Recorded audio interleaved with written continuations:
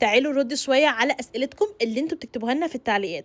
البنوته ديت اسمها مريم فاشن من متابعين المتجر على تيك توك، وما شاء الله اللهم بارك متفاعله معانا جدا جدا.